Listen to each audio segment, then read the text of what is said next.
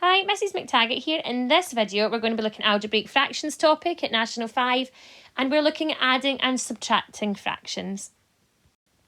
So to do these, I don't always teach the smile and kiss method when I'm adding basic fractions, but the minute it comes to the ones with algebra in it, it definitely helps. It definitely helps. So just a reminder of what I mean by the smile and kiss method. Your teacher might be too embarrassed to say the word kiss and call it the smile and the cross. Anyway, the smile comes from the bottom numbers, and you do 3 times 6, creating the smile, which means your denominator is 18.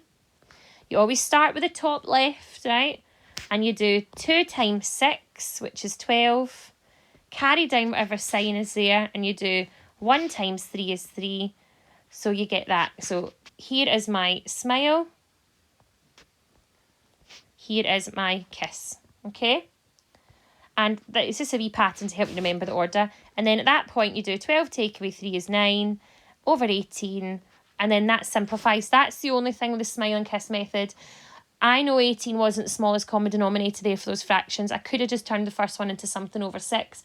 But I've found with pupils, when it comes to the algebra, much prefer just a common approach to do them all the same way. And then this goes down to 1/2. Okay, let's have a look. So here are a couple of algebraic fractions. And I've started really simple. They will get more difficult. So I'm just going to draw in, remember, our smile and our kiss. Our smile and our kiss. So the first one, the denominator will be a times b, which is ab. We always start with the top left. It doesn't matter in an addition, but it does when it comes to the subtraction. So just always start with top left. So 3 times b is 3b. And then the other one is a times 4, so plus 4a.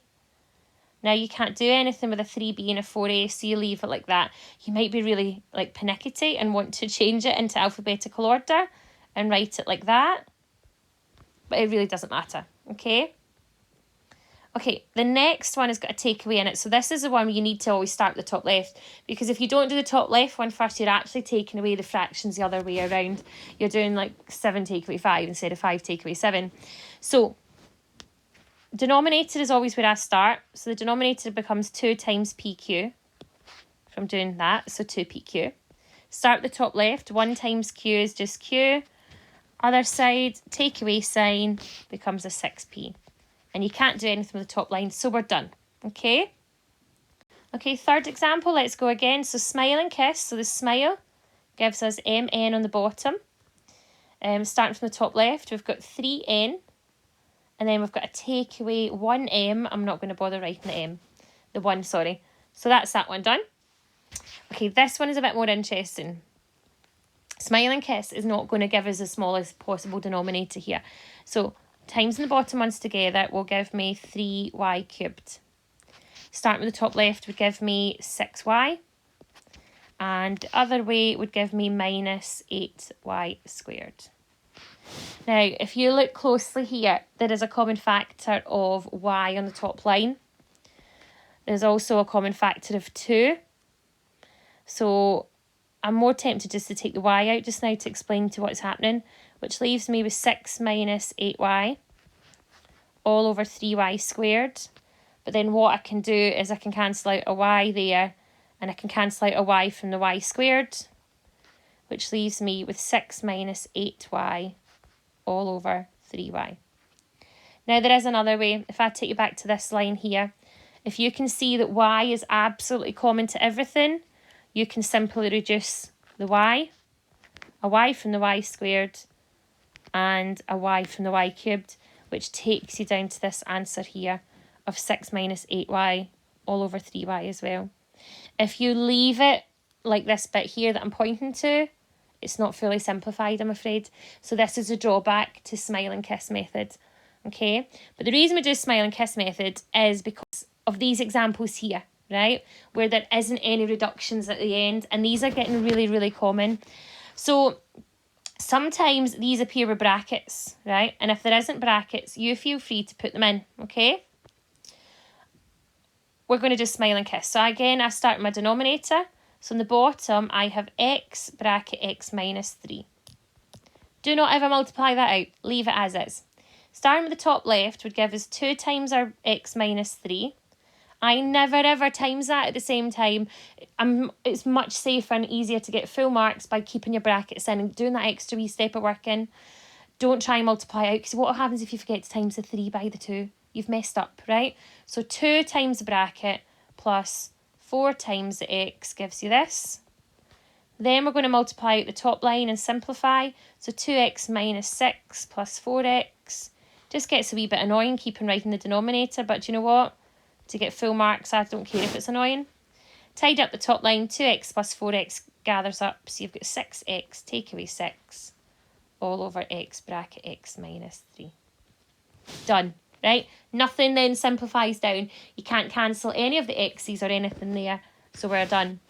Right, same with the second one, smile and kiss. So, denominator will just be x plus 2 bracket x minus 3. Starting the top left, I'm going to have 4 times the bracket, x minus 3, and then 2 times the opposite bracket, 2 bracket x plus 2. Then I'm going to multiply it out. So 4x minus 12, 2x plus 4. Yes, it's annoying writing this again, but we're doing it. And top line tidies up to 4 plus 2x is 6x.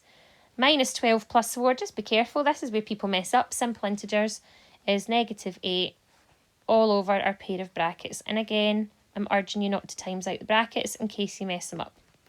Now this is a guaranteed question most years in the exam, worth 3 marks. Funnily enough, you get a mark for that line, a mark for that line, and a mark for the final one. So do you know what? Keep the brackets in, get 2 out of 3 marks, okay?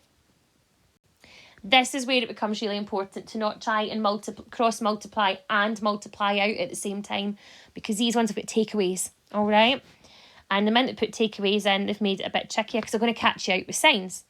So smile and kiss on the bottom gives me x plus 2x minus 2. 3 times that bracket gives me 3 bracket x minus 2. Take away 1 bracket x plus 2. So this is where the mistakes start to happen. So first bracket's okay, but remember I'm timesing by minus 1, so everything changes sign, so that becomes negative x, negative 2. And the pupils who try and multiply by whatever the number is at the same time, i.e. don't put it in a bracket, end up with a plus 2 here on the end because they're forgetting that they're timesing by a negative 1. So please listen to my advice and use brackets. So we've got x plus 2, x minus 2. Tidy this up. 3 take away 1x is 2x. Minus 6 minus 2 is minus 8. All over my pair of brackets. Easy. 3 marks if you remember the method. Right, this one is the exact same. It just looks a wee bit different because there's more on the top than there is on the bottom. Denominator this time is nice and simple. The denominator is 12, so a wee bit less writing. Cross multiply, I'm going to have 3 bracket x plus 1. Take away 4 bracket x minus 2. So 3x plus 3, or times by negative 4, so negative 4x plus 8. There's minus times a minus here on this bit turns that into a plus 8. So the pupils who tried to go in one go accidentally write minus 4x minus 8, which is wrong. And then this is all over, oh, wrong pen. This is all over 12. Tidying up, 3x take away 4x is negative x. 3 plus 8 is 11, all over 12. And remember, some pupils might write that as 11 minus x just because it looks a wee bit nicer on the top line. It doesn't matter. Okay? So I hope this has helped. These are what I call bread and butter questions. If you can just learn the method of these, easy 2 marks for the first step. And then a wee bit of multiplying out, tidying up for the 3rd mark. Thanks very much for watching, and I hope this has helped. Good luck.